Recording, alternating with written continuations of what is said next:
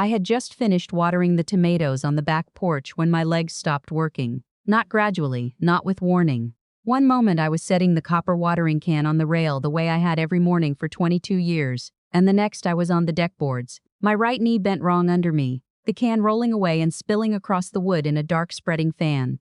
I didn't feel myself fall. I felt the landing, the crack of hip against oak plank, a white explosion of pain that knocked the breath clean out of me. I lay there looking up at the sky. It was pale blue the way it gets in Ohio in early October. A thin kind of blue that doesn't commit to anything. A cardinal was in the sweet gum tree at the edge of the yard. I remember thinking that was an odd thing to notice. My phone was inside on the kitchen counter, plugged in because I'd forgotten to charge it the night before.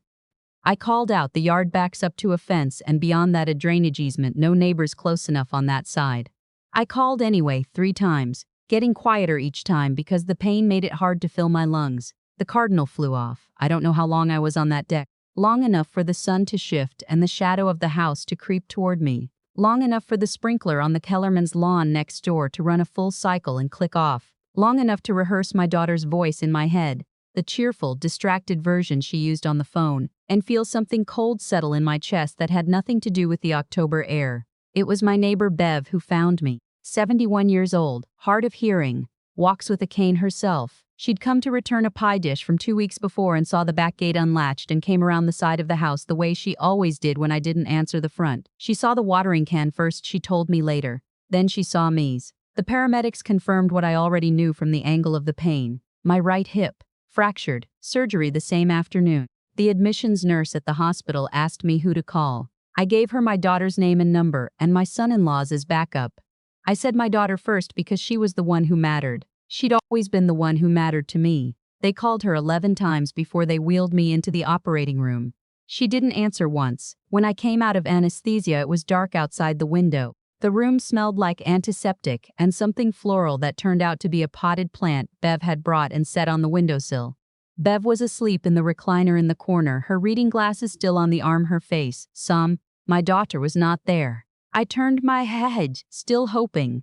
The way you hope for something you've already stopped believing in. The recliner, the windowsill plant, the monitors, the IV pole. That was everything. My phone was on the tray table beside me. The screen lit up when I reached for it, and I saw the notifications.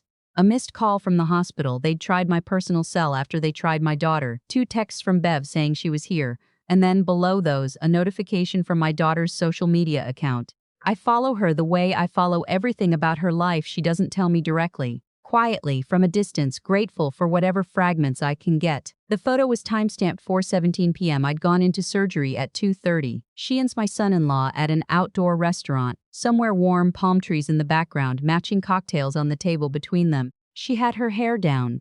She'd just cut it. Shorter than I'd ever seen her wear it, and I felt the small specific ache of not having known that. My son-in-law from a photo around her shoulders. Both of them, grinning at the camera, squinting into afternoon sun. The caption said, "Celebrating us. No schedules, no obligations, just finally being present." I read it twice. Closed the phone, looked at the ceiling. She saw my eyes open and crossed to me immediately, squeezing my hand with both of hers. Her hands were dry and warm and very steady. "You're okay," she said. "Surgery went fine. You've been out about 6 hours. Did they reach her?" I asked. Jev's face did something careful. "They tried, honey. They kept trying." I showed her the photo on my phone. She looked at it for a long moment, then set the phone face down on the tray table without saying anything. That said enough. Before we get into what happened next, if stories about choosing yourself and building a life on your own terms mean something to you, please take a moment to like this video and subscribe to Topaz Revenge. I'd also love to know where you're watching from. Drop your city in the comments. And a note, some details in this story have been changed to protect privacy. The truth in it, though, is real. I should tell you who I am first, or who I was then, so you understand what I had to lose and what I'd already been losing without seeing it. My name is Sylvie. I'm 66 years old. I taught 4th grade for 31 years in the same school district where I grew up, which means I spent 3 decades teaching other people's children to multiply fractions and love chapter books in the same hallways where I'd learned those things myself. I retired 4 years ago when my husband Lawrence got sick. We'd been married 40 years. He lasted 14 months past the diagnosis. I lasted the way you do, 1 foot and then the other, which is not the same as living, but it keeps you upright. My daughter is 38, her name is Gwen, my son-in-law is Terrell. They live 40 minutes away, which I used to think of as close. After Lawrence died, I went back to substitute teaching 2 days a week just to have somewhere to be. I kept the house, I kept the garden. I started baking again on Fridays, something I'd let go during the caregiving years, and I'd bring things to Bev and to the Kellermans and to the little lending library box at the end of the block, wrapped in cellophane with a card that said, "Help yourself." I was building a life. It was smaller than the life before, but it was mine. Gwen checked in on me the way you check in on a notification, quickly, to confirm things were stable, and then back to whatever you were doing. A phone call every Sunday that ran about 9 minutes. I know because I started timing them, not to be bitter, just because I was curious. 9 minutes, 11, 8.5. The same questions every week in slightly different order. How are you feeling? Have you been getting out? Are you eating okay? No real interest in the answers. The questions were a ritual, like touching a doorknob. Proof of contact. After Lawrence died, I offered to come for a weekend. "We have a lot going on right now," Gwen said. "Maybe next month." Next month became the month after, which became no particular month, which became me understanding that I had to be invited and that I would not often be invited. My grandson Leo turned 7 last spring. I went to his birthday party, drove myself, brought a gift I'd spent 3 weeks picking out, a set of illustrated nature books because Leo had told me on the phone in December that he liked bugs. At the party, Gwen introduced me to 2 other mothers, as Leo's a category, not a person. Like I was a category, not a person. Terrell asked me twice if I needed anything. Water, a chair, another piece of cake. Polite, pleasant, a host's attentiveness toward a guest. That's what I was in my daughter's house, a guest. I drove home and sat in the driveway for a while before going inside. 6 weeks before I fell, Gwen called on a Tuesday, which was unusual. She never called outside the Sunday window. "Mom, I've been doing some research," she said, "about resources for older adults living alone." She said it the way you say something you've rehearsed. There are some really good options out there now, active adult communities, things like that. Not nursing homes. More like independent living, but with a community built in. "I have a community," I said. "I know, but..." A pause. "You're in that house alone and it's a lot to manage, especially now with winter coming." "I've managed it for 4 years, Gwen." "Right, but Lawrence was..." She stopped. "Things change. I just want you to be somewhere safe." I told her I'd think about it. I didn't think about it, but I remembered it. I remembered it more later, when Bev told me about the phone call she'd gotten. It was day 2 in the hospital. Bev had gone home to sleep in a real bed and came back the next morning with a thermos of her coffee, which was better than hospital coffee by a margin I cannot overstate.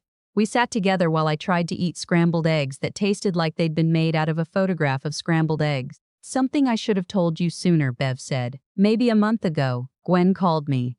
I put the fork down. "Out of nowhere," Bev said. Very friendly, very warm. Asked about my hip, which surprised me since she's never asked about my hip. So summers ago. Bev had had a hip replacement 2 summers ago. Whether I was worried about you being alone. Whether I'd noticed any changes. What kind of changes? Memory. Judgment. She asked if you'd left the stove on, if you'd been confused on your walks. Bev looked at me steadily. "I told her you were sharper than both of us put together and that last Tuesday you'd reminded me to take my blood pressure medication because I'd forgotten." She thanked me very kindly and said she was just being proactive.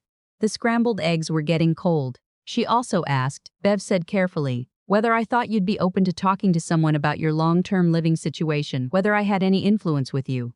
I looked out the window, the October sky again. Committal about nothing. "How long ago did you say this was?" I asked. 5 weeks, maybe 6. 5 or 6 weeks before I fell, my daughter had called my neighbor to ask questions about my mental state. I pressed on that the way you press on a bruise just to understand the shape of it. That afternoon, my friend Naomi came to visit.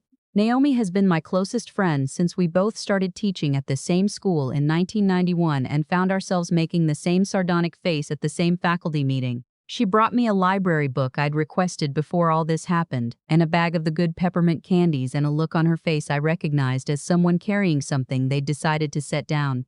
"I have to tell you something," she said, which is how Naomi begins things she's sat with too long. I said, "She called you too."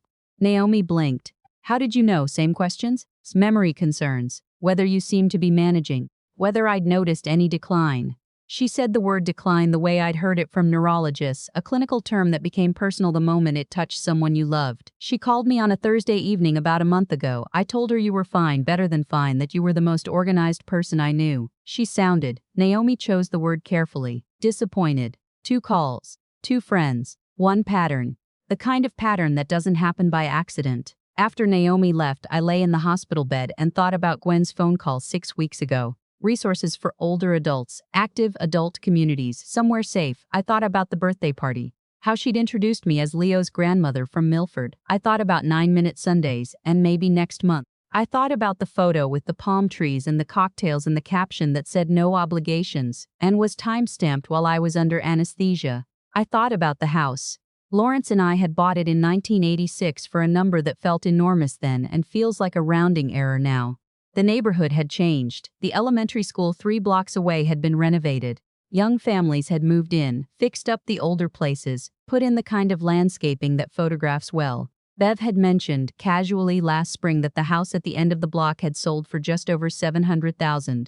I'm not a suspicious person by nature. Lawrence always said I believed the best about people so consistently it was almost a discipline. But lying in a hospital bed with a fractured hip and the memory of 2 nearly identical phone calls and a photo of my daughter at a rooftop restaurant while the hospital was calling her number, I was becoming a different kind of person.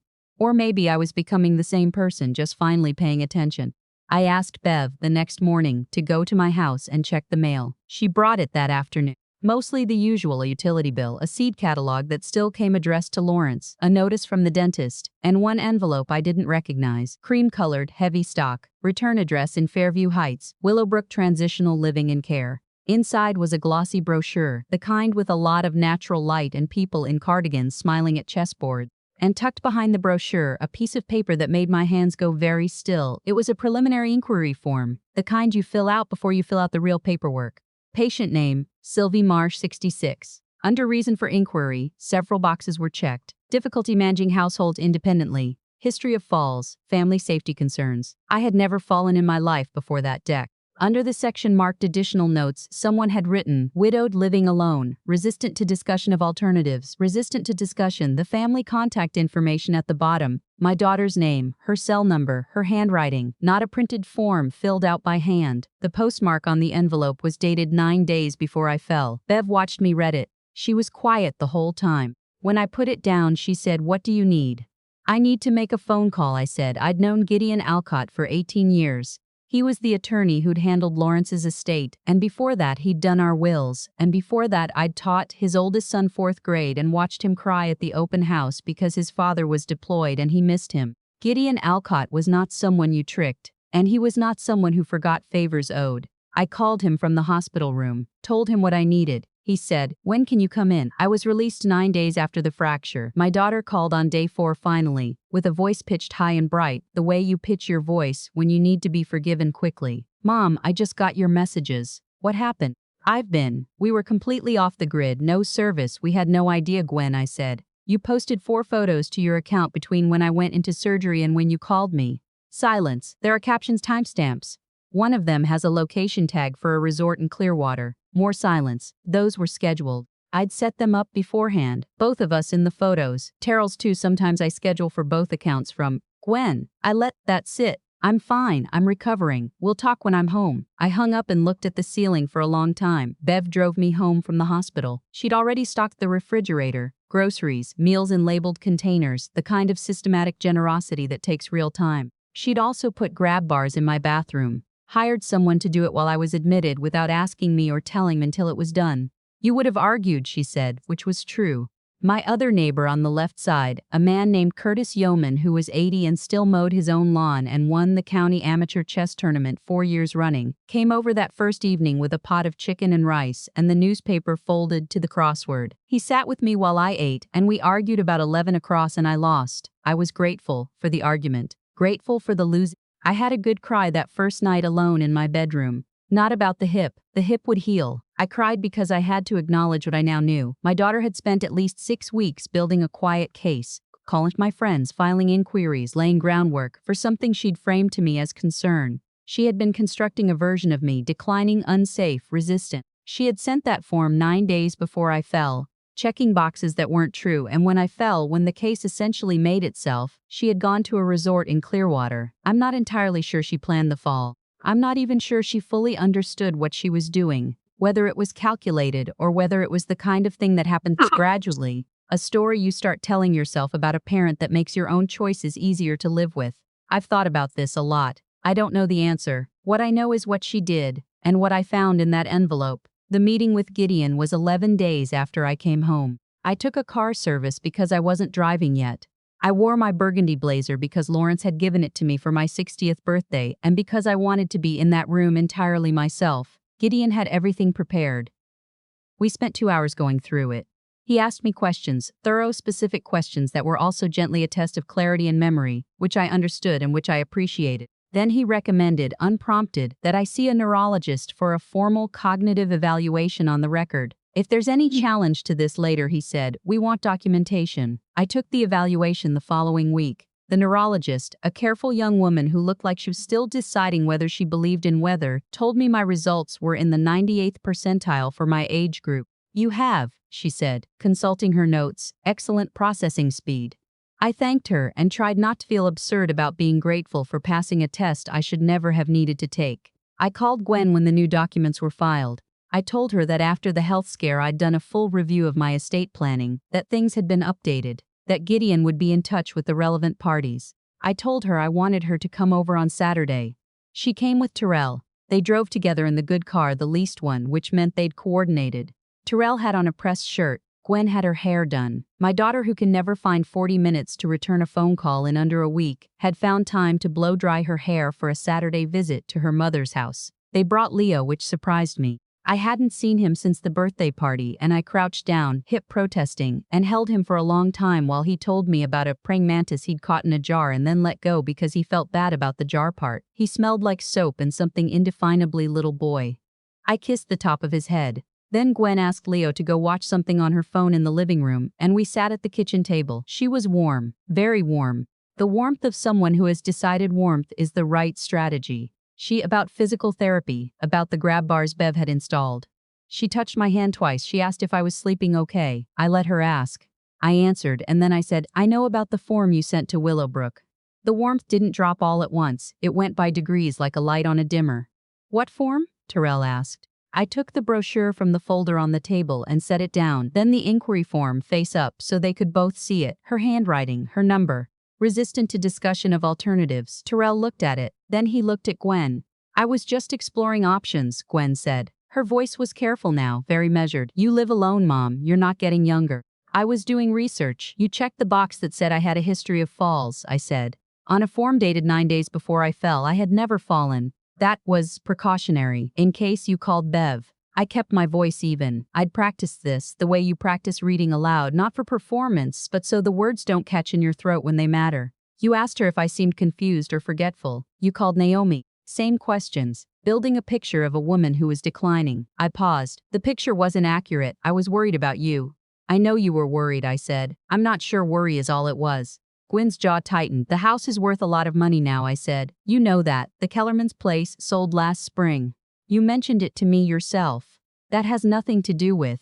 When you called Bev, you asked whether she thought I'd be open to talking about my long-term living situation. You asked if she had influence with me. Those aren't the questions of a worried daughter. Those are the questions of someone trying to move something forward. Terrell said nothing. He was looking at the inquiry form. And while I was in surgery, I continued. The hospital called you 11 times over 2 days. You posted 4 photos from a resort in Clearwater. Gwen opened her mouth. I know they were scheduled, I said. You told me. But Terrell is in 2 of them. Terrell was there and neither of you answered the phone. The kitchen was very quiet. From the living room I could hear the faint cartoon noise of whatever Leo was watching. Something with a cheerful electronic score. Terrell looked up from the form and looked at his wife. And it was a look I recognized. Not anger exactly, but the look of someone doing arithmetic they hadn't expected to have to do. What was in the updated documents? Gwen asked. Her voice had gone flat. Gideon can walk you through the formal language, I said. The short version. Leo has a trust for education managed by Gideon as trustee. He can't access it through you. My estate will go to a scholarship fund in Lawrence's name, to the school district's reading program, and to Bev and Curtis for their years of actual presence in my life. There's a bequest to Naomi as well. You're leaving money to your neighbors, Gwen said. I'm leaving it to the people who showed up. I kept my eyes on my daughter. Bev slept in a hospital recliner for 2 nights. Curtis brought me dinner the first evening I was home and let me lose the crossword in peace. Naomi drove herself to that hospital and sat with me for 4 hours on a Tuesday when she had papers to grade. They showed up, Gwen, without being asked, without a calendar reminder, without any hope of inheritance. And me? Her voice cracked slightly on the second word. I don't know if it was grief or frustration. Maybe both. You were in Clearwater, I said, not to wound her, just because it was the true answer to the question. She pushed back from the table. Terrell put a hand on her arm. She looked at the floor for a moment. And for a moment she looked like the girl she'd been at 12, the age when things first got complicated between us. When she started learning how to be someone separate from me.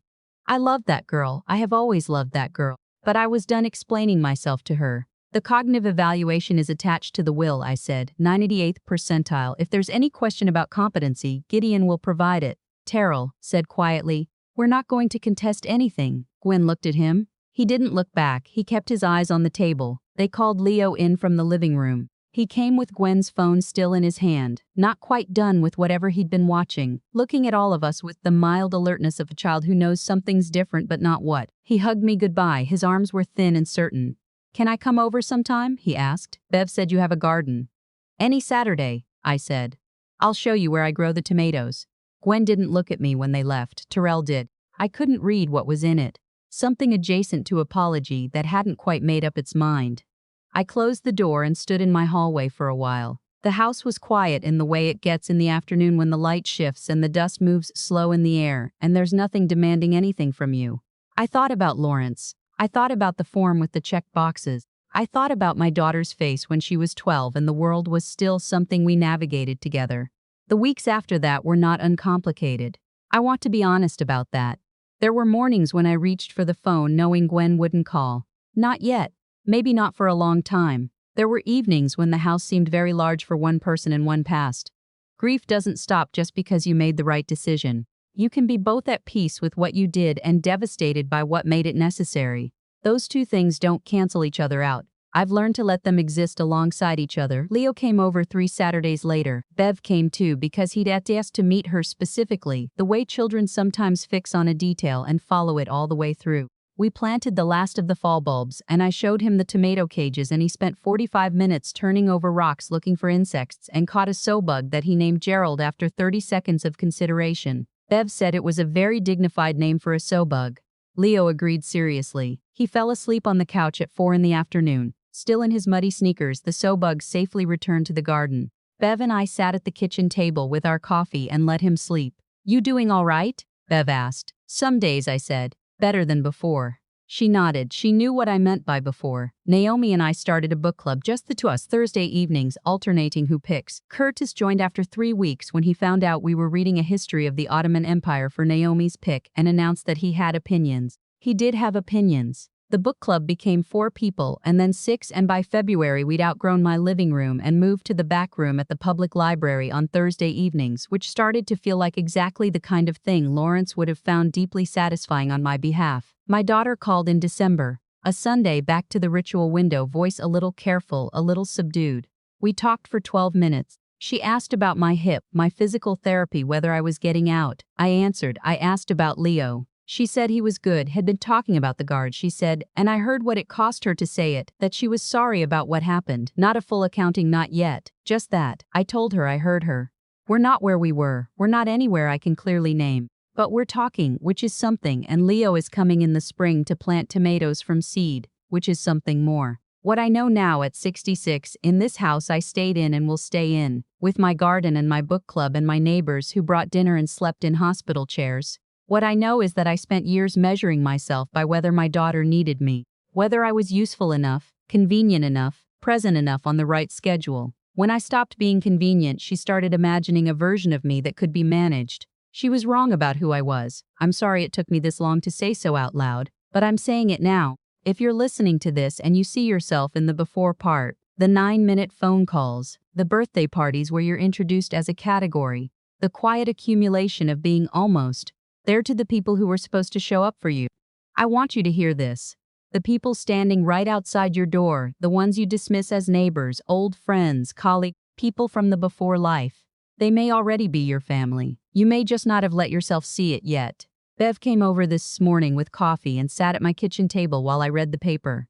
We didn't talk much. The light came in through the window over the sink the way it does in October and then in March. A specific Ohio light that has never quite convinced itself it's warm but tries anyway. The sow bug Gerald is presumably still under a rock somewhere in the back garden. The tomato seedlings are on the windowsill 3 weeks from going in the ground. Leo is coming Saturday. I'm looking forward to tomorrow in a way I hadn't for a long time let myself be.